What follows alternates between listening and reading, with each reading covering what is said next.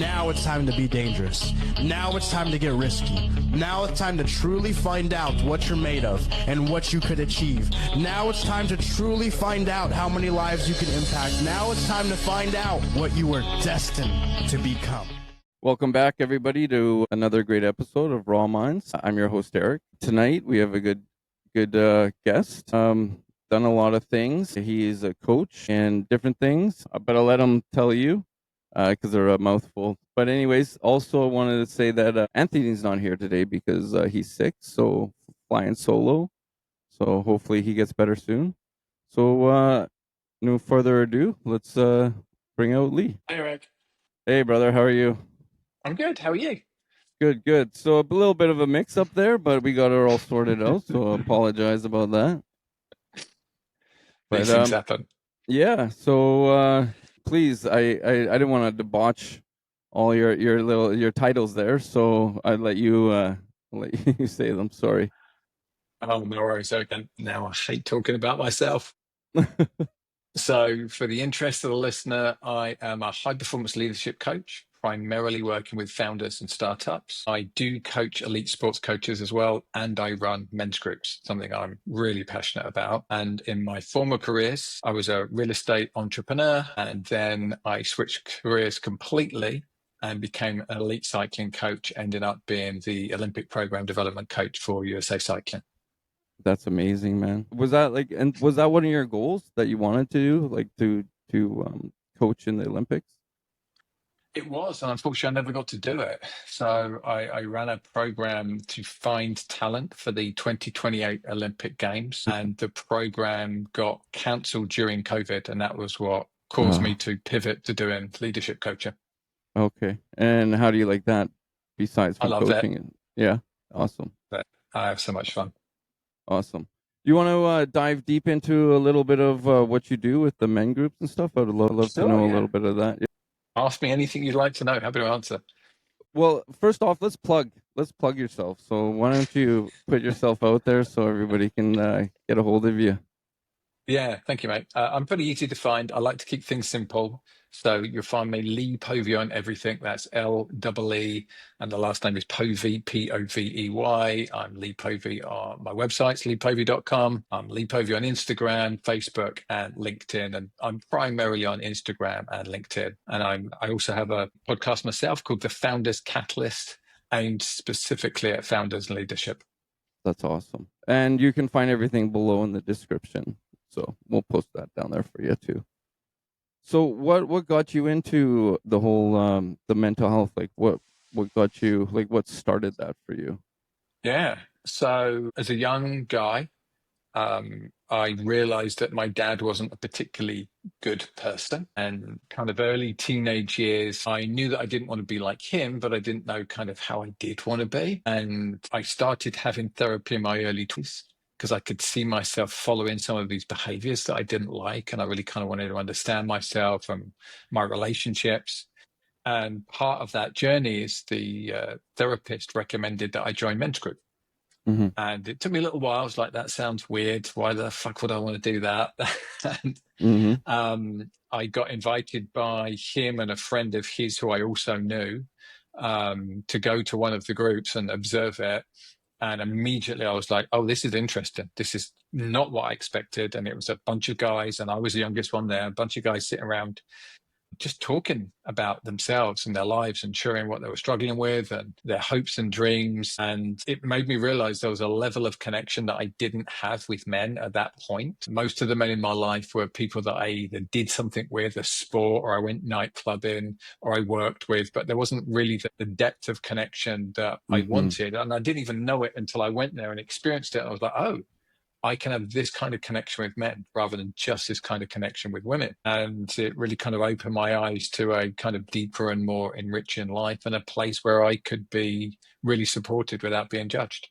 That's awesome. That's awesome. So, and that's what also inspired you after the whole COVID. That's what inspired you to start your, like, these men's groups as well? Yeah, so I was in them, as I said, for my early 20s, and I was leading them, facilitating them, and a member of them. Then I moved to America. And when I first got here, I tried to join a group here, and it wasn't very good. And This was when I was in San Jose, and then I moved from San Jose to LA, and I tried to join another group. And again, it was a really bad experience. I was like, oh, maybe I'm not finding the right groups. And I was also super busy and traveling a lot. So when COVID came, everything slowed down. I started a group for my friends because a bunch of us were kind of struggling. We didn't know what the hell was going on. And, my Yeah. job ended just like that. And although I had my own private cycling coaching business, a lot of my clients were like, well, there's no point in me paying a coach right now because I can't train. The velodrome's closed. I'm not racing. There's no racing to be done. So there was a lot of us in this kind of similar situation of we just didn't know what we were doing and what we were going to do. So I created a group for my friends. It went really well. They were like, you should be doing this as a business. At the same time, I heard a podcast from a leadership coach, a guy called Jim Dethmer. I heard him on a Tim Ferriss show, and I was like, that sounds interesting. And I was watching a TV program, Billions, and there's a performance coach in that, Wendy Rhodes. And my wife's a psychotherapist.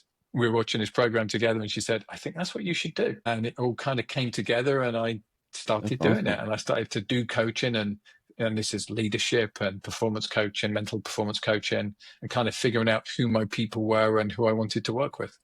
That's awesome. And is that just all over Zoom, or is that in person? Most of it's on Zoom. I have some local clients here in LA that I go and see occasionally, but 95% of it is virtual. Because of the COVID, right? So you could only do virtual at the start there too. Yeah, I mean, COVID allowed us to do that, and then it made everybody realize that this is just much more efficient. You can fly me to you, and then you got to pay for my time, you got to pay for my flight, and that means I can't work for the day before and the day after, or we can do it on Zoom, and it's going to cost you a fraction of the cost and be just as impactful. Like, that's crazy. It's wild how I guess COVID was a big pain in the ass, but at the same time, it opened up all these other avenues for for growth too. Yeah. Humans are interesting, aren't we? Right? We're very, very adaptable and resilient. You put us in these situations, and then we figure out some way to make hay from it. And that was one of the things. Same for my wife. She's a psychotherapist. Her business completely changed. It went from all in person to all virtual. And she's still virtual now. And most therapists are doing their sessions virtually now because people love it. You see them and they're lying on their bed at home, all comfortable doing their therapy session, and they've saved themselves a half-hour commute. Right? Yeah. I mean, what better, like in that sense, you want to be in a safe, environment, and what other, I mean, 90%, I would say maybe people's houses are safe. There is, some definitely non-safe houses out there that people are living, which is really sad. Yes. I hope you get out of it if you guys are in that, definitely. But I mean that, what a way, right, to do it on virtual. I mean, just like this podcast, that's what podcast blew up too. But I caught the train after the fact. Like, the only reason why I started this is because my fiance passed away, right? And I felt alone, so I wanted to help other men feel not alone, right? And now here it is. So it's pretty magical things, right? So, like, we talk about this all the time. Is you got to find the lesson, right? In like everything in this world has a lesson, right? So just a matter of keeping your eyes open and finding it and moving forward, like you did, like I did, and so many others. So proud of everybody out there listening. Good job if you found your lesson. I think as humans, we grow more through adversity than we do through times of prosperity. Yes. And that doesn't mean that you can't learn while things are going well, because you absolutely can, especially if you're very analytical. Adversity forces us to grow and adapt. We just don't have a choice. Things have to change. Yeah, that's true. Well said. So, are you allowed to talk about a little bit your programs and like what you kind of go through in your? Sure, you can ask anything. Yeah. I mean, just like what would like the start? Say like I was new to this, right? And I got you for your time. So like, how would it run? How would you run that through? Yeah. And are we talking men's groups or are we talking men's groups? Yeah. Okay, men's groups. So typically it starts with an 8-week program. And the point of that is to get everybody together, to get people to feel safe in that space together of, okay, I'm going to be all right. I'm not going to get judged. I'm going to get heard and listened to. Part of that is kind of teaching some emotional models and giving ourselves some language. So what I experience a lot is men don't have language about feelings, and we all feel things. Yet as men, most of us are taught in our younger days that feelings are bad, or we shouldn't have them, or don't have too much of it. And especially for men, when it becomes around fear and sadness. So don't be afraid, don't be a pussy, don't be a wimp, man up, that kind of crap. Would you And say that's the most hardest thing for men to go through, to deal with, what do is you mean? to like open up, to feel like I'm a pussy if I open up? Would Yeah. you? No. Okay. Actually, my experience is when you create that space where men feel like they can have those conversations, they quite readily have them and they want to have them. It's just they've Okay. never been somewhere where it felt safe. And, my background's elite sports. You can't see it here, but, I'm 6'2" and over 200 pounds and a former power athlete. And yeah, I'm going to talk to you about your feelings and why they matter and what they are. And I like to make it super simple and boil it down to 6 feelings: fear, joy, anger, sadness, interest, and disgust. And primarily we focus on those first 4: fear, joy, anger, and sadness. And anger can be a little bit of mild irritation to abject rage. And, fear can be some anxiety to terror. And what we're trying to get you to do is to understand that your body and mind are telling you something, and that's information, and you can use that information to do something with it. And what we find as men, as I was saying, is because we've been taught to avoid our feelings, men get depressed. Instead of feeling sadness or feeling anger and moving through it, what should happen, you should have an emotional experience, typically 60 to 90 seconds, and then you start to calm down. Then you're like, okay, I'm through that.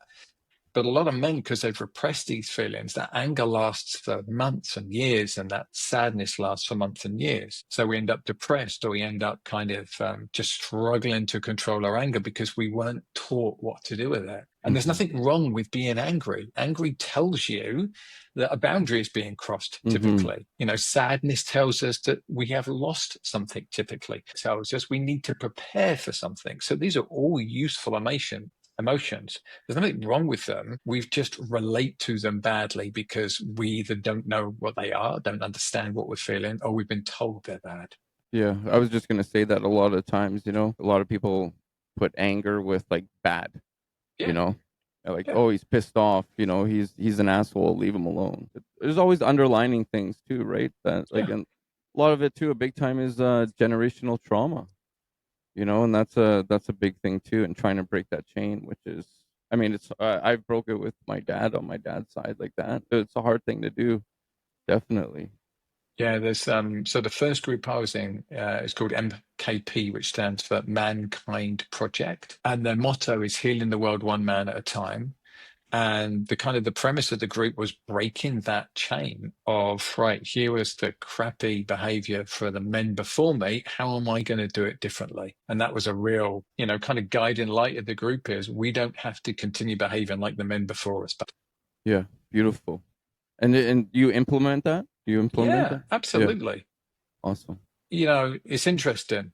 You see a lot of talk about masculinity out there in the world right now. Much of it rubbish.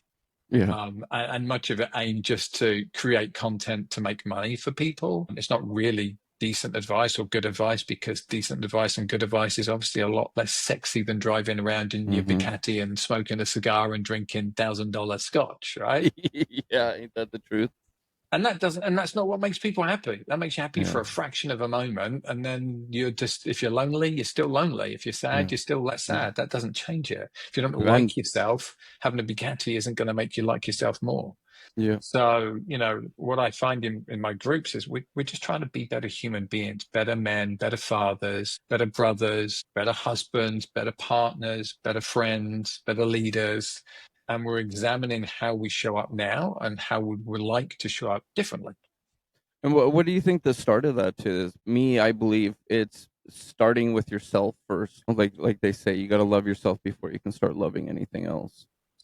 I'd go a stage further than that. You've got to understand yourself first. Yeah, yeah, So a lot of people don't have that level of self-reflection, and they want to blame the world. They kind of fall into that victim mentality of the world is happening to me. I have no choice. It's yeah, unfair. I'm unlucky. And when you start to take self-responsibility and go, okay, I'm responsible for my life and my action and my impact, you can't control what other people think about you, but you can control the impact you have. You can control the words that you use. You can control your reactions to things. When you take responsibility for that, then you can start seeing, okay, this is me. This is how I show up. Now, how do I relate to other people? And this is the thing that surprises leaders when I work with them. Typically they'll bring me in and they'll say, right, I've got this colleague I'm struggling with, or a co-founder I'm struggling with, or the culture isn't quite working here. Can you help me? And the first thing I'm going to do is focus on them and tell me about you. What's your story? What's the stuff that you're bringing into this relationship first? Once they understand that, then they can understand how other people are relating to them and why they're relating to them in that way. Yeah, well, I mean, what do they say? It starts at the top, right? And works its way down usually, right? So. Yeah, I mean, any organization, everybody is role modeling themselves on the leader, whether they know it or not, and whether the leader's aware of it or not. Yeah, yeah. That's. I mean, I just went through something like that. I had a very bad experience with the company, and it was because of the leader. You know what I mean? And like I said, it's a very toxic, environment in your life when you're surrounded by that stuff. Well, the bad apple effect. Have you heard about that? I've heard of it, but what do you mean by it? Yeah. So what they did, I think it was they put 50 people in one room, and then they put one person that was very negative. And I think within like 2 minutes, everybody was just negative. Yeah. But then they had the other room with nobody negative, and everybody was happy. Yeah. And it just spreads. Yeah, yeah, and that kind of behavior affects cultures, and that can be your local community, that can be your workplace, that can be your men's group, that can be anything. Anything. Yeah. And you have to be aware of other people's behaviors and how it's affecting you, and then you choose: do I want to be part of this or not? Yeah, and that's when your boundaries come into place. Yeah. So sorry, I cut you off for a little bit earlier there about your program there. So if we can just take off your saying, so after you make it a safe space for men. Yeah. So we just established that this is the place where you can talk. This is the place where you're going to be able to share stuff. One of the important tenets is we're not here to fix you. You're here to fix yourself, and we'll give you the tools, and I'll support you and I'll coach you. But what we don't want is, a bunch of guys sitting around telling each other how they should be. Doesn't work well. People don't feel heard, and often the advice given is not correct and not good. I'll give an example. One of the guys in one of my groups had a habit of trying to give people advice. So we made a rule for him that he was only allowed to ask questions. Couldn't give any feedback, couldn't give any advice. He could only ask questions. And it completely changed him because he had to be curious. And now he's asking questions to understand the other person. And that was it. And he did that for an entire year. And at the end of the year, the guys really celebrated him and noticed how much he'd changed by his role was just to ask questions. And that was it. That's crazy. Just one little task you told them yes to do, and that's it. And yeah. And a lot of men think their value in the world is fixing things, making things, or their achievements, whereas women tend to value their success in the world on the relationships that they create. And men need these relationships too, and we do things that actually get in the way of the relationships. So how do you mean? Well, just we need connection the same way as women need connection, right? Human beings need connection. But typically what we do is we focus on the wrong things. And I have two types of clients, both in my men's groups and in my leadership. So I have very successful people that I work with that are very unfulfilled. And they come to me and they're like, I need to figure out what life means, Lee. And they're typically wealthy. They're typically successful outwardly, right? They have a good business. They have a nice car. They have an attractive partner. They have the kids. They've done everything that society has told them they should do to be happy. And they're not happy or fulfilled because they've lost connection in their life. They typically aren't connected to something that means something more to them than being outwardly successful or financially successful. And they don't have good connections with people or even themselves. They don't understand themselves. So I think as humans, we need that connection with ourselves and we need that connection with other people. And we need some kind of connection with a purpose, a reason for getting up in the morning beyond typically just making money. Well, I guess you could say like my daughter is my purpose, my connection. But I mean, that's just one person, right? You need multiple, right? Because you're going to learn from all these people and multiple connections too, I believe. Yeah, I mean, our family can absolutely be a Yeah. purpose for us. There's nothing wrong with our family being a purpose. We just have to be careful that we don't put too much pressure on them and their side of the relationship, because it's like, okay, you're my purpose. And well, now that's a lot of pressure on a kid. Yeah, yeah, definitely. Well, I don't think I would. Yeah, I don't think I would tell her that's yeah. You know what I'm saying? I d- Yeah. So so after like is it just the whole course is about 8 months, or is there more to it? Like there's like No, so that's 8 weeks. So the initial part is 8 weeks. 8 weeks. Sorry, Yeah. So you sorry. sign up, you're signing up to an 8 week program, because you got to make a commitment that we're going to stay together through this first part. And then Yeah. at the end of the 8 weeks, it becomes an ongoing, rolling monthly group. And typically, if people make it to the end of the 8 weeks, which about 80% of the guys do, they don't leave. That's it. They're in. This is now, men tell me this is the highlight of their week. This is that one moment they come, a friend of mine has a group called Men Without Masks. And that is really it. You turn up, you can take your mask off, and you're just a man, and you're just Bob. And we don't need you to be a leader or a husband or a brother or any title that society may give you. We just need you to be Bob and turn up and just be here, be yourself, and be here for the other men in the group. And it's beautiful. I do multiple groups, and even when I'm tired and I'm not on my game and I'm like, oh God, do I have to do a group tonight? And I do it, I always walk away feeling way more joy from just Hmm. watching people connect and men share what's going on for them, both good and bad. It's like fill in your bucket. Fills your bucket. Absolutely. Yeah. Yeah, yeah. And this is what like the same thing. This is, sometimes I'll be tired. Like even today is a little bit of a messy in the morning, or not morning, but earlier there. But I mean, and then as soon as I'm here doing this, it's just it fills my bucket, and Yeah. I'm gonna walk away from this like, oh, awesome, good conversation, great people, right? That's what Yeah. it's all about. Yeah, So we're designed to be in connection, yeah, and the modern world is pushing us further and further from connection. So we've now got to engineer ways to make sure that we get back in connection. Men's groups like mine are part of the solution for that, to get people back in connection with each other. I love it. I love it. I'm really proud of what you're doing out there for the men. Thank you, Eric. It's magical. It really is. And I suffer depression. I'm not in a great state. This is why it's wrong. I'm not perfect here, but this is why we show, that it's okay. And it's things like this that make, I just got crazy goosebumps. It just made me feel very happy that you're out there and there's places that men can go to, get the support and take the mask off, like you said, right? And that's the reason I do podcasts like this, is because not enough men know that this exists. Mm-hmm. I got very lucky as a young guy that a chiropractor that I was seeing recommended me to a therapist who recommended me to a men's group, and that's how I found it. And at that time, I was one of, there's not a lot of young men in the UK at that time doing therapy. Number one, and number two, being in men's groups. Now it's starting to get out there, but it's not enough. And people Mm-hmm. need to know this exists, and people need to know that this exists, and it's a separate thing from, the kind of what people consider the toxic masculinity that we're seeing on podcasts and stuff like that, which is just a reaction to young men struggling. Yeah, like the blue pill, red pill kind of stuff.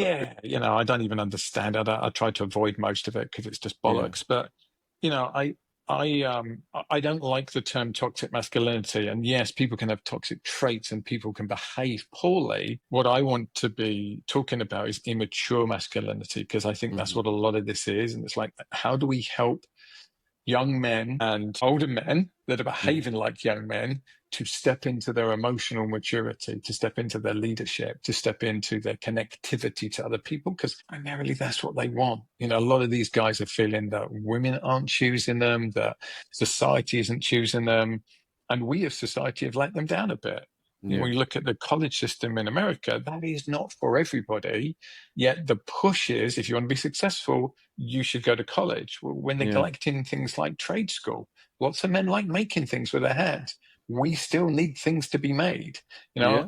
I'm here. I'm terrible at construction. I'm in a new house, which is why it looks so plain in the background. And I'm looking for guys to come and, I don't know if the guys are women, but I'm looking for people to come and get work done at the Yeah. property. And it's hard. There's a shortage of it. And we need to be helping young men know that there's alternates to just going to college, for example.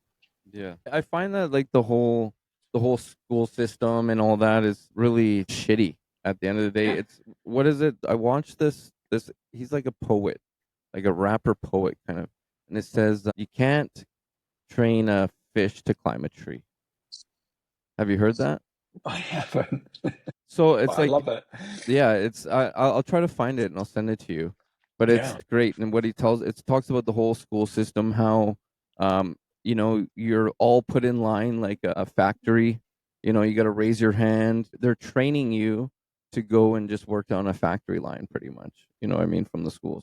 What they're not teaching you is how to save money, how to do your expenses, how to do all this, how to be an entrepreneur. You want to teach real school stuff. That's what you want to do, is teach entrepreneurs. I'd go a stage further than that. And you can learn to be an entrepreneur. So you can go to college and learn, so that Hmm. there is entrepreneurial courses and leadership courses and business courses. I'm talking about straight high school, Oh, like yeah, no, right no, up. no. Yeah, I yeah, completely agree. But what I was going to yeah. say is I actually think we should be focusing much more on the soft skills. How do you Hmm. have conversations? How do you deal with Yeah. conflict in a healthy way rather than a negative way? How do you have difficult conversations? How do you relate to somebody else? How do you understand yourself and what Hmm. what you're experiencing? How do you understand your emotions and what they mean? If we were teaching that, human beings would be way more successful. Yeah. Now we carry around in our pockets computers that can answer almost every question. Yep. So I think we should still teach some history. I think it's important for people to know where we come from and the mistakes we've made. But do we need to be teaching high level maths to everybody? No. Do we need to be Yeah. teaching high level physics? No. Most people don't retain that stuff anyway, unless they're interested in it. And I speak as this as someone who did higher maths at school and did physics and chemistry and loved that stuff. But most people aren't going to need that or use that in their life, and especially now with the access to Hmm. information we have. However, I would have loved to have been taught more information on how to relate to other human beings, how to have difficult conversations. That would have been way more useful for Hmm. me to find that out as a kid rather than to having to relearn all of that stuff as an adult. Yeah. I totally agree on with that. And like you're saying, so Anthony also is going back to school Mhm. because he's becoming a fireman. Cool. So he's got to do this test, and it was a what was it, a grade 12 math test he had to Mhm. do, and it blew my mind. He's like looking at it, and he's like, I can't believe that this is even grade 12 shit. It's like I don't even know what like this is and how to do this. And he was telling me about it, and it's just like that's like I don't get it. Half the time, when are you ever really gonna need that unless Yeah. you're going to go into that stuff? You know what I Yeah. mean? Like you said, Yeah. right? It's just. But I did want to, like, you said something about relationships earlier too. Like a lot of men, you know, probably come to you too with relationships. I mean, we've all been there. You know, this is my belief, and I would actually like to know what you would think about this. So, what I believe is men hold the key to marriage, and women hold the key to sex. What do you think about that? I don't think that's right. I think women want sex just as much as men. When I think of the relationships that I've been in, the women have wanted sex just as much as I have. No, no. What I'm saying is men hold the key to the relationships, and women hold the key to sex. In So what way do you mean? so here, sorry, this stupid thing just came up on my screen. So because traditionally, well, I'm talking traditionally, I Mhm. guess you could say, is the man gives the ring to the woman, which secures the relationship. You know, and then in life, oh God, I had this in my head. Now it's all gone. We might have to come back to this. What I was gonna say, something earlier, but it's like, yeah. So the man gives the ring, right, Mhm. to the woman, but the woman usually has the power. Like, let's face it, it's hard for a man to go out there and just get it like that. You know, if he wants sex, just get it. A woman can go out there and she can have it like that.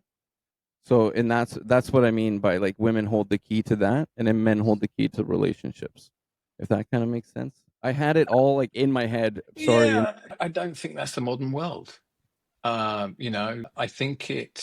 think dating apps have screwed just a bit. When I was yeah, young, we used to go to nightclubs and meet women yeah, and go home with women, and there was just as many women going home with guys as there was guys yeah. going home with women. That was how it worked. And I think dating apps have changed this, and this is another reason why young men are struggling Mhm, because women's criteria on dating apps tends to be much more specific than men's. mhm, So they match with way fewer guys, or at least they're much more selective about the type of guys they'll match with. And some guys just aren't matching with any women at all. And they can be lovely human beings who, if they meet somebody in person, is going to have a great conversation. And typically women in person are much less specific than they are on dating apps, which is interesting, and much more open to how they feel about the person. Whereas on dating apps, it's like, okay, I want him to be 6 foot tall and I want him to be earning $100,000 a year. Another thing that we're seeing, the data showing about twice as many women are leaving college with degrees as men right now. And that's getting worse. And part of this issue for men and dating is that women typically don't date men that are socially, economically, or educationally lower down the totem pole than they are. So if you don't have a degree, typically a woman won't date you if she does have a degree. If she's earning $100,000 a year, she typically wants you to be earning $100,000 a year. Yeah. So we've now got these guys that are struggling, that aren't working in this system. And, I know what that's like. I come from a bit of a different time, but university was not the right path for me. I'm dyslexic and autistic. And school I liked it and I loved learning, but the way it was set up did not suit the way that I learned. So it was not a great environment for me, especially as it went into higher education. So I think the pathway, we've got to consider different pathways, especially for men to be successful and to feel good about themselves, because we have a lot of angry young men right now. And as you say, they have this view that they can't get sex because women are withholding sex from them. And that's not really the truth. The truth is, often they're not making themselves attractive to the women that they want to date. I listened to this podcast from a woman who runs a dating agency, and she was talking about how men that, she might kind of class as, right, this guy, on looks is a 5 out of 10. He only wants to be matched with women that are a 10 out of 10.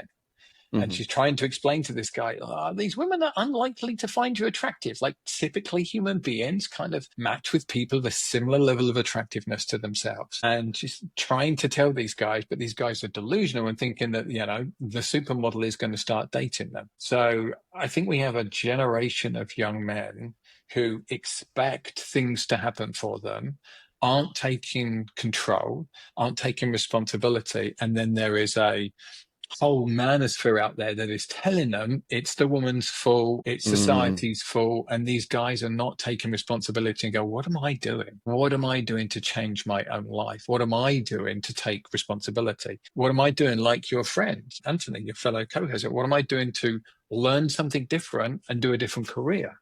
So I think we need to help men do that. We need to, as society, provide avenues to do that. And then men need to step up and say, right, what am I doing to better myself? What am I doing to give myself opportunity? And the world has changed. The world where a man could go to work in a factory, as you said, and that's what schools were. They're not now, but they were. Yeah. Making people ready to go and work in a factory, training them to do that kind of work. A man could go and work in a factory, a steady job, might work for the same company his whole life, and could own a car, own a house, and his wife didn't have to work and she could look after the children. Economically, that doesn't exist, because working class wages have gone down in comparison to middle class, well, not so much middle class, but certainly upper class and elite people. Their wages have gone up considerably, and working class wages in comparison have gone down. So now we need typically both parents working, and that has changed the way that we relate to each other as men and women. Definitely. I mean, it's a struggle for me. Like, I'm a single dad. Yeah. I got my daughter full time, and I'm trying to get out of construction because I can't do it for 12 hours a day or 10 hours a day, and be able to take my daughter to school and then pick her up. I can't, it's not viable. So I'm trying to pivot my life now. Right. Yeah. And I'm noticing, like, I make really good money in construction. Been doing it for a long time, but then I'm like, do I take a pay cut? And then try to, but like, and I'm seeing like all these like smaller, not smaller jobs, but I mean, I would say like desk jobs. Sorry, not smaller. I'm thinking because I work on a bigger scale. But yeah, and it's definitely hard. Like what you're saying, it's like it's lower, like the lower class making money, I guess you could say. Like when you're starting off, it sucks. Like $18 to $23. That's hard. How are you going to live, especially in Vancouver? I'm paying. One of the most expensive cities in the world. I love Vancouver, but it's an Yeah, expensive city. very. And I got lucky. Like where I live right now, I got a 3-bedroom place for 2,400, everything included except for internet, which is amazing for Vancouver. If you know Vancouver, that's a steal, But I mean, like other places are for that it'll be like 3,800 even for a 3-bedroom, Yeah. So I got lucky. But I mean, it's hard out there, and then that compact onto like your mental health and trying to survive. It's tough, definitely. And then being a man, you're supposed to be this provider, and provide for your family and everything like that. Oh man, I And just that's why, you're identifying a lot of issues that men are feeling where they've lost their way because it's so much harder for them to provide for their families now because the opportunities aren't the same as they were before. The working class man now struggles to make enough money to, as you say, either buy a house or pay the rent, especially I live in Southern California, one of the most mhm, expensive areas in the world. The yeah, kids that I was coaching in cycling, I'm looking at them thinking, okay, when a cycling career ends, and being a track cyclist in America does not pay you very much money, if any. mhm, So their career ends, they have no wealth from that, and then they've got to try and buy a property, and property yeah, prices are starting at $400,000, $500,000. uh, How do they do that? yeah, It's so hard. yeah, So, I think we're doing a lot of things wrong yeah, societally to look after people. And I think there's going to be some kind of reckoning at some point at the impact of this great wealth divide that we have. And also, I'm very optimistic. You can change. I'm on my 4th career. And each time I've changed career, my income has gone down. I went from being as I said, real estate entrepreneur with my own real estate company, selling that and making about a 20th of what I made the year before as a mhm, cycling coach for the first year. And eventually I built that business up to where I was earning probably a quarter or a third of what I was in the real estate business. And that was enough. And then that went, and then I had to start doing leadership coaches, and I go right back to not earning very mhm, much. And now I'm earning about what I was as a property professional. Um, and this is my 4th career now. yeah, So I think we have the opportunity to change. We have the opportunity to reinvent ourselves. And right now, the world is full of opportunities. And you can choose to be a victim and say, it's unfair and the world is doing this to me. Or you can say, right, what do I need to learn? How do I change? What do I need to do? yeah. And then I just want to reach out to everybody that's listening. I mean, like Lee's changed 4 times. I'm in the midst of changing. This will be my second time. Don't be scared. I mean, yeah, change is scary. I get it, but it's because we just don't know the unknown, right? The unknown Yeah, is scary at the end yeah, of the day. We yeah. all want certainty in life. As human beings, we want to know certainty. We want to know the score of the hockey game. That's why there's bets to see who's going to win. You know what I mean? That's why there's all these stats. It's because we want certainty. And when we don't have certainty, then we get a little scared and what's going to happen. And that comes with all aspects of change in life. And that's evolutionary biology. When Mm-hmm. we walk out into the plain and there was animals there that could eat us, the unknown was not just scary, it was lethal. Yeah. And our physiology, our biology, and our psychology hasn't yet caught up to actually the world's a lot less scary and a lot less dangerous now than it used to be. And, people think the world is dangerous. Statistically speaking, the world is not dangerous at all right now compared to what it has been in the past. And each generation, the world gets a little bit safer. We Mm-hmm. understand how to treat disease a little bit better. Our cars, are safer. So planes are safer, transport safer, and our kind of way of being becomes a little bit less violent as time goes on. There's less Yeah. wars. The whole human experience is gradually getting safer and it's much safer than it used to be at the beginning of our evolutionary development. But our psychology hasn't caught up with that yet. So we still see the unknown as a life or death threat when it really isn't. Ah, I like that. I like that. You just said it a lot better than than I kind of did. Yeah. This That's is my job. I should be able yeah. to, Eric. Well, that's why you're here, right? That's why you're here. This is awesome. Just it's crazy. You're right though. It's like that's what it is. It's just we're just kind of slacking in, like we're just need to catch up. And I find that even humans, we need the connection, but at the same time we're just learning how to be nice too. I find, because you think about it, the caveman. If the caveman, you're going around, you're fighting each other for your life. You just stick with your family. I'm guessing. Like, I'm not a caveman. I don't really know too much, but this is what I'm guessing. You know, and we're just like we've just learned to really be nice, be passionate, and compassionate for people. Yeah. Early humans typically stayed in pretty small groups, up to Hmm. around 100. And anything that wasn't part of your village was probably deadly to you. Yeah. Be that an animal, be that another human type of existence. So that's why humans are racist. That's why humans are scared of others, because you biologically were taught to be afraid of something that didn't look like you. Hmm. And we have to make conscious choices as we get through the world, not to make these kind of animalistic, instinctual decisions. Instead, like, think, how do I consciously want to choose? So when I'm working with people, I teach them that our brain is basically three parts. And this is very simple. The clinical psychologists out there are going to go, Lee, it's a little bit more complex than that, and they are correct. However, I want to teach this in a way that's so simple so that people can understand it and use it.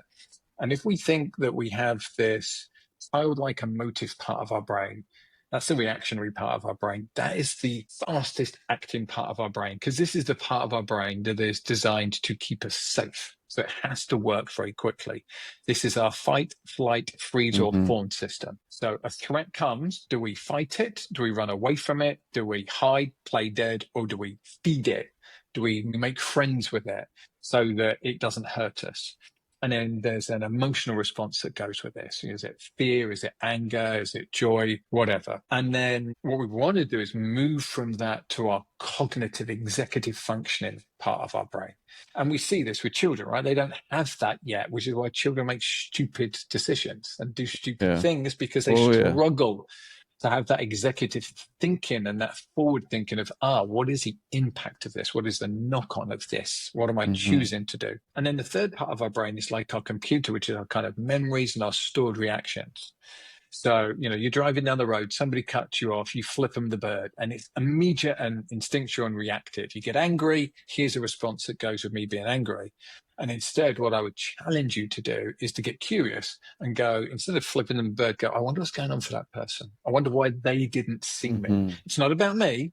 Like, why have they not seen me? What's going on for them? Have they just got bad news and they're rushing to get home to see somebody? Or did they just get fired? Or what? Are they feeling depressed today? Are they feeling sad today? Are they feeling lonely? Do they not have friends? And when we can have that compassion, it's easier again to move to the cognitive conscious choice. And that comes from compassion, that comes from curiosity, and that moves us away from these kind of instinctual reactions, which often don't fit society, or we learn these in childhood and they don't fit when we're adults outside of our family system. See, I can relate to that. Like, I used to have a really bad, I'm not gonna lie, really bad road rage. Like, I couldn't put, like, people just don't have common sense. Just common sense. I still can't figure it out.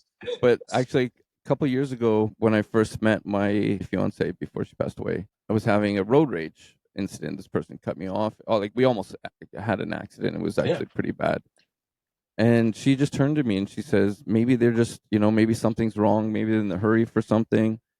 And it got me to think. And ever since that moment, I take a step back. Yeah, Yes. not. Don't get me wrong. It doesn't work all the time. It's. I'm only human. Right? But I would say like 95% of the time. I Yeah. take myself out of that situation and be like, hold on, maybe this person's going through something, and I'm not going to react to that. That also taught me self-control too. Yeah. And I had an incident today when I went to go get food, and this guy just came right into my lane, almost hit my bumper today. I just kept on going, like, Miss Daisy. I was totally fine. I didn't react. I was actually pretty proud of myself. I actually said, "Good job for not act." It's been I a. love that you give yourself a good job, Eric. I have Um, to. Look, we're human beings. I've been doing this work. I'm 52. I've been doing this work 30 odd years. I've competed at the highest levels of sport. I've been in high pressure situations. I work with people in very high pressure situations. I now do go-kart racing because I have to do What? something competitive. I'm such a competitor, Eric. I'm not good if I don't have competition in my life. And I was at go-kart race on Tuesday, and the local go-kart track to me closed down. So I had a couple of years where I was doing less racing. I was able to travel more, and I'm not quite, the season's just started. I was at this race. Somebody bumped into me in a way that they shouldn't have done. They should have got a penalty for. They did not get a penalty. And I lost it for an entire lap. And it really cost me. I was in third place in this race. They bumped me down. I was in fourth. I got so angry. I lost two more places. And then I slowed down thinking the race had finished a lap before the finish because I was angry and I wasn't paying attention. Oh my God. So I just want to say that just because you do this work and just because I'm good at this work and I teach this work and I understand it, and typically I'm fantastic under pressure and I'm calm under stressful situations, I can still lose it. And it's still a reminder. It's good. I like the humanity of it. It's a reminder of this work is never done. It's not a destination where it's okay. I'm fixed. I'm great. I never need to think about this stuff.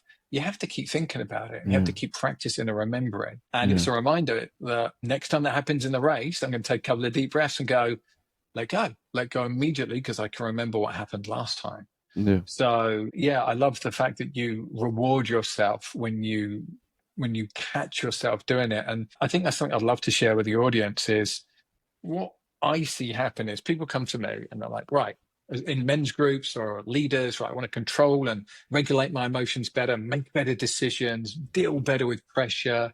The athletes I used to work with, right, how do I be better under stressful situations? And the very first part of that is noting when you're not.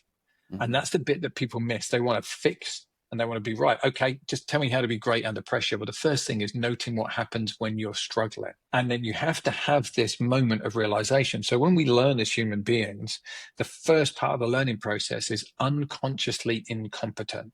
So we don't know how to do the thing that we don't know how to do. So we don't know how to physically do it and we don't know how to mentally do it and we don't know what's going on and we're fumbling. And then the next thing is consciously incompetent. This is that noting stage where you're like, I did it again. I flipped that guy the bird when they cut me off. I said it. I got angry again. Right? I lost control again. And just noting it. And then the next part is conscious competence. So now we understand it. You catch yourself and you go, I want to be different. And then we get to unconscious competence, which is now you're not even thinking about catching yourself. It happens. You move past it. You're not even really thinking about it, giving it a lot of emotional or cognitive energy. And then, when we watch fantastic sports people or virtuoso musicians, they get to mastery, where now it's just so beautiful and flowing, and they're not thinking about it. It's just this wonderful, unconscious action. And that's where I want to get as a leadership coach. That's where I want to get as a human being, where I'm making this mastery of how I move through the world and how my impact is positive and powerful and helping people. And I'm able to control when I have those animal instincts and note them because they'll always happen. You're always going to have this reaction to begin with. And the gift is how quickly can you note it, move past it and move on. Yeah. It's like little tests in this world. You're going to be tested all through your life. And it comes in all different shapes and sizes and all different things. Yeah. And you can react positively and see it like that. Like, these are fun little challenges, and that's how I'm going to look at the go-kart, right? Okay, so somebody's going to drive like a plonker again. They're going to do something stupid. It's going to happen. And it's how am I going to react to it? I'm going back to the UK next week for a whole week of go-kart racing with some friends and traveling to a bunch of different tracks. And it's a great reminder and great preparation for that I've got to let go and move past it quicker because it cost me a bunch of positions in that race. Yeah.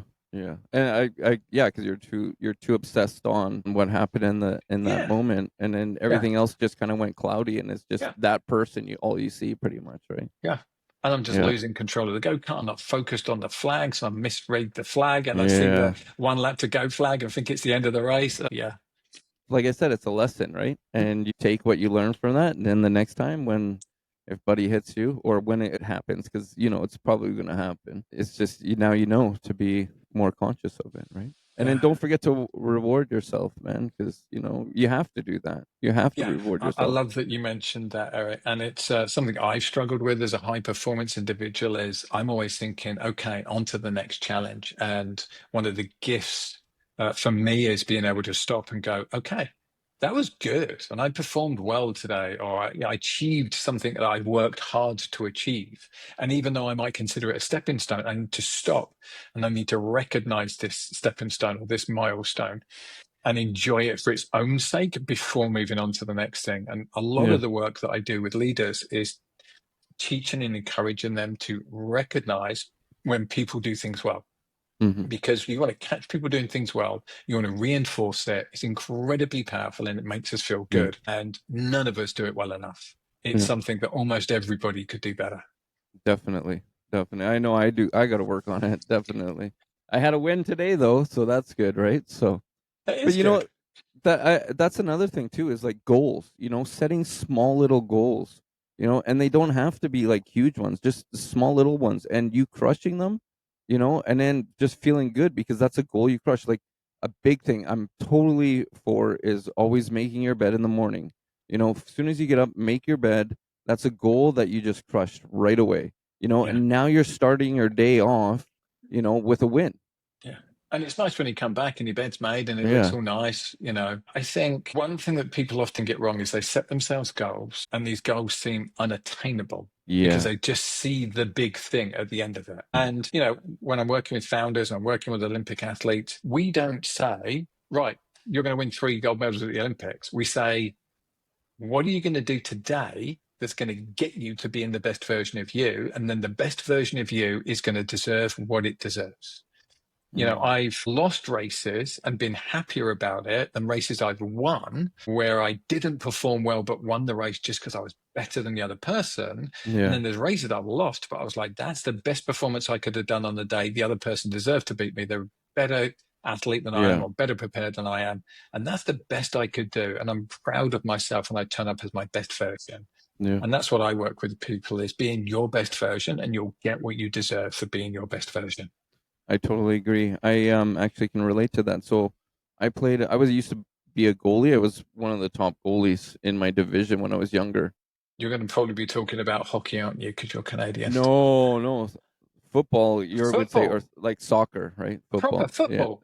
Yeah, man. Yeah. I actually got chosen to go to some farm team. I was supposed to go 2 weeks before I was supposed to go 2 weeks.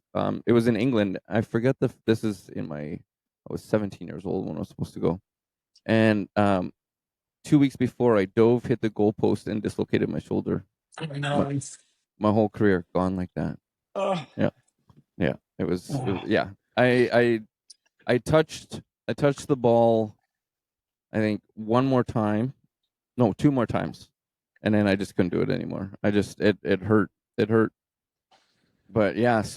But what I was getting at is the best game I ever played in my life, I lost. It was like they scored 3 goals on me. I think it was 5-2. Yeah, 5-2. But it was the best game I ever played in my life. Like I'm still proud of it today. Like it's like out of all my memories of like soccer, that's my number one, my favorite one. I Yeah. played my heart out. You're only as good as your team. At the end of the day, right? You're only as good as your team. And a lot of the guys, it was raining out. A lot of the, like, I don't want to put it on them, but I mean, it could have been better. Let's just say that. And I mean, at the end of the day, they shake your hand. We shake hands, and they said, like, "Man, you outplayed everybody." I felt great, but I'm only one person, right, against the team, right? So, but it was amazing. It was so good to Yeah. the fact where I'll tell you this little prick. There's always one of them, the ball hog little pricks. And I'm a very aggressive goalie, and this guy he's on a breakaway. He's coming at me, and as soon as he gets in my box, I run up. I slide right at him, and he chips the ball around me, or chips the ball over my head and goes around me. Well, this little prick stops the ball on the goal line, gets down on his hands and knees, and he's going to head it in. But he's never met me before until that game. As soon as I'm down, I'm up, right? My dad was a goalie coach. He used to teach me. So as soon as I'm down, I'm up. He didn't know I was right behind him the whole time. So he puts it down. He goes to head it in, and I kick the ball. I got his head too by mistake. And Yeah. then the ball It's goes very well out. known. Yeah. And then the guy's like, he's all complaining. He's like, "Ref, what the heck? He hit me in the head." And then the ref's like, "You're lucky I don't give you a red card for unsportsmanlike." Unsportsmanly conduct. Yeah, it was just rude. You know what I mean? It was Lots rude. of sports have rules about that kind of play, and Yeah. if you're not seen to be playing in the manner of the sport, or in my sport, cycling, if you didn't chase the other riders up the road and you just kind of tried to block everybody and slow them down, you could be disqualified for not taking the race on. Oh, really? Yeah. That's great. Yeah. See, so same thing, just different rules, right? And yeah, he got. I mean, that was a great moment in my life. I'll tell you that. Though, save that. So, but yeah, it was just a little highlight, right? But it was good. Well, we're getting to the end here, but I would like to, if you could plug yourself again, I would love it so we can get it out there as much. I'm terrible at plugging myself. So you won't see it yet, but just sitting here is a couple of national championship jerseys and European championship jerseys Oh, that need to be beautiful. put up on this wall here. Definitely And do. I was so bad at that stuff. It was all in a drawer until my wife looked at them. She was like, "Why is all this stuff in the drawer, Lee? You should be proud of this." And I'm like, eh. And she got it all framed for me, bless her. And then I was Oh, working with wow. these branders, and they're like, "You're insane. You've got to have this all over your stuff. You've got to have it on your Zoom calls. People are going to like it and talk about it." So reluctantly, I have all that stuff, and you can see some of the trophies there, Yeah. and the Oh, yeah. picture I see there the of me picture. with my athletes on the Olympic Development Program. So yeah, I think it's a little bit of Britishness as well. But as I said at the beginning, leepovey.com, Lee Povey on all the social medias. Come find me, come talk to me, especially if you're a guy, especially if you're struggling, if you're a founder and you are struggling with your leadership or struggling with the team dynamics or just want to be better, right? You don't have to be struggling. You just want to be better. Come and talk to me. Love to help you. And if you're a man and you want to be part of something bigger than yourself and you want to find some connection community, come talk to me. If I don't have a place in the group, I'll find you another group. I just want people to have a better experience. And I guess lastly, if you're a sports coach, I love working with sports coaches. I work with a lot of high level, Olympic level sports coaches, just helping them understand leadership. Because a lot of sports coaches just get the title of being coach. Many are ex-athletes or they're sports scientists that move into coaching. They don't get any leadership support or training at all. And we just expect them to become world-class leaders without any support or training. And I just love helping people be better versions of themselves. That's beautiful, man. I love it. So you'll be able to find it all in the description below. Go check Lee out. You know, show some love, show some support, and if you know someone that needs the help too, you know, send them on to Lee. Thank Let's you, help Eric. each other. No problem. Oh, and Well, lastly, please yeah. sign up for my newsletter. I'm trying really hard. I've got 10,000 people on it now, and I do a lot of kind of tips and models on how to enjoy your life more and how to have a more effective life. So I join up to love my it. newsletter and you get a bunch of tips from that. So I'm gonna send that over to me too, please. I will. I got you, brother. I'll get you, and I'll put that in my community too, definitely on our Thank Discord you, and Eric. everything like that. So, and I would love to have you come back when Anthony comes, you know, and get a touch a little bit more. And I want to find out a little bit more about your go-kart racing and how this goes when you come back from the UK. So I'm we'll going to see. have so much fun. I cannot wait. I go in 2 days and I'm so excited. I'm like a little kid. I'm Yeah, seeing one of my best friends for the weekend. We're going to do a bunch of racing together. He's wanting that's to get awesome. into go-kart racing for ages. So I'm bullying him into doing it with me. And then I'm just Awesome. going to go back to my hometown and spend some time with my mates from like way, way back. Good for you, man. Actually, I want to ask you one more Hmm. question. Oh, I got actually a couple questions before we end this here. Two more bonus questions. Yeah, bonus questions. So, I want to. We usually ask all our guests at the end. Mhm. Anthony does. This is Anthony's spiel, so bear with me here. If you could go back to when you were a little boy, what's one thing that you would, one advice that you would tell yourself? I don't know if I'd tell myself advice. I think I'd just give myself a hug and say, "You're enough." So um, there's a That's advice. scene. Yeah, That's I mean, advice. there's a scene in the film Rocket Man where Elton John imagines the younger version of himself and gives him a hug. And there's another film that's just come out recently called Better Man about Robbie Williams, a British Okay. rock musician or pop musician Yeah, I know. that does a fantastic job of kind of talking about how his childhood impacts him and kind of how it plays out later with addiction and relationship issues. So I'd really like to go back to that young kid who was trying to get his dad's attention and his dad just didn't care. Hmm. To be, it's not about you, it's about him and you're enough. And my mum said to me when I was young, you don't need to try so hard. People just love you for who you are. And it took me about 20 years to really figure out what she was saying. And I think I could have helped that kid by kind of having that conversation with him a bit earlier. I love it. I love it. Beautiful answer, man. I just got goosebumps. Okay, next one. Hold on. Okay, yeah. What does home mean to you? What does home mean to you? That's an interesting question, isn't it? I think home is where you make it. I'm somebody who loves to travel. So me and my wife have just got back from 2 weeks in Japan. If you've never been, people go, what a Oh, I want to country. go so bad. I want to go. What a country. And I think home is community for me now. It's like having a home and a base. I'm not somebody like lots of people in my profession are fairly nomadic and do the van life stuff. That is not me. I like my home and my base and my creature comforts. And I think a lot of that is also based around my autism. I like things in a particular way, and I'm very particular about how things are done. But I think it's really most about people. Home is where my wife is. Home is where my dog is. And now my mum has moved in with us. She was struggling by herself in a country that she retired to after she left the UK to retire, and now she's come to live with us. That's home. Home is community for me. And it took me a while to realize that as somebody who's a little bit more introverted, and I have to be careful about how much time I spend with people because I can get really worn out. Home is being around the right people. Yeah. And making sure I look after myself. So you can't see it here, but over here, there's about to be a TV on the wall and a big sofa there. And this is also going to be my escape room when everybody's overwhelming me and my mum's asking me too many questions and my wife's driving me nuts. Lock the This door. will be my place to come and rest. That's amazing. I think home for me is community. I love it. What a great answer. And there's one more. He says, oh yeah, if you could give advice in one sentence to the world, what would it be? Be kinder to yourself and be kinder to others.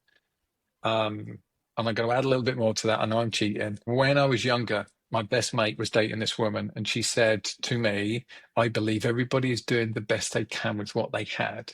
And it took me a little while to truly understand what she meant. And I agree with it. If we take out the sociopaths and the clinical narcissists, which is a very small section of society, everybody else is just trying to be the best person they can. And they're limited by the tool set, experience, or knowledge that they have. And some of us are lucky to have more knowledge, more experience because people helped us or shared useful advice with us. And if you can be kind and you can be curious, you're going to have a pretty decent experience in this world. I love it. What a great answer too. All of them great. Well, I just want to say thank you, Lee. It was a pleasure. Sorry about the little mix up at the start there, but you know it turned out beautiful. Fun, buddy. What does it matter? Yeah, exactly. And I just want to say too, I hope you have a great flight and go kick some ass in go-karting. I'm sadly still at 52, still competitive enough that I want to win, even though you know there's these kids that are half my age and a fair few pounds lighter than me. That really helps, but I still like to be at the front end. At least you're not cutting their brake lines at the beginning of the race. No, I've never been quite that guy. Well, again, thank you. It's been a pleasure. Everybody go check out Lee. Check out all his stuff. It'll be in the description, please. And if you want to get in the hot seat like Lee, shoot us an email at rawmindspodcast@gmail.com. We'd love to have a conversation. And check out our website at Raw Minds. I haven't really touched on it that much, but it's still got some good information on there. So it's a work in progress, let's just say. It's a one-man army over here, so it's kind of hard. But we're making it happen. Well, on that note, thank you, Lee, again. I appreciate it. And you're part of the Raw Minds family now, man. So you're fucked. Thanks for having me, Eric. Thank you. Take it easy. Bye-bye.